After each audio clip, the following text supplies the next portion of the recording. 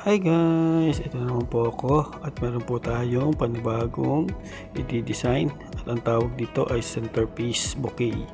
Ayan po, nag-plastic na po ako ng foam at binasa ko na po yan at niready ko na rin po ang masinjana.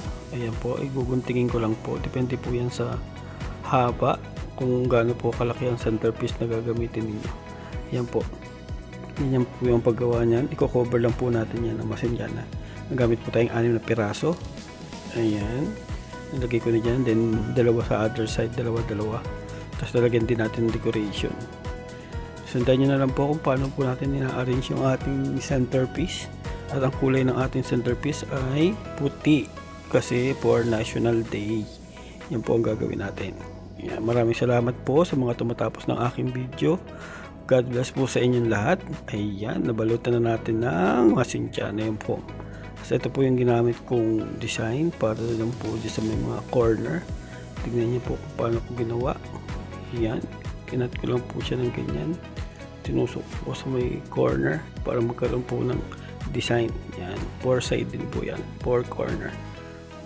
Ayan, pagkatapos natin itusok yung 4 corner na yan, ayan, kukunin natin yung mga roses na 3, ilalagay natin dyan. Tapos white crease din po ang mga gagamitin natin. Yan lang po, 3 white rose, then white crease, then ang pang di-design natin dyan sa centerpiece natin solidago. After that, yan na, matatapos na po ang ating centerpiece. Napakadali lang pong gawin, kahit kayo po ay magagawa ninyo at magkakaroon kayo ng centerpiece table. Tuloy-tuloy nyo lang pagtusok ng chrysanthemum, palibutan nyo po lahat ng area. Then after nyo magpalibutan lahat ng chrysanthemum ng foam na green, tutusok na po natin dyan yung solidago kung pandi-design natin. Ayan. Tuloy-tuloy nyo lang po i-cover lahat. Ayan.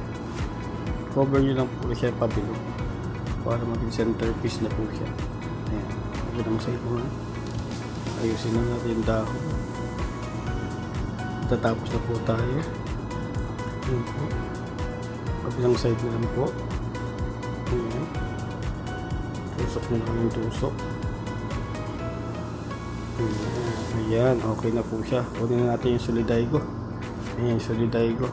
Buto, ikat lang natin siya ng ikat. Ayan, nakakat na po siya pa isa-isa.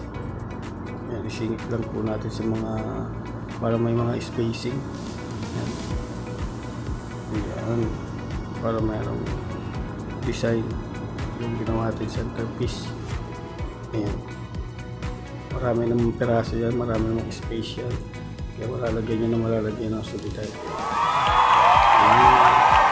Thank you.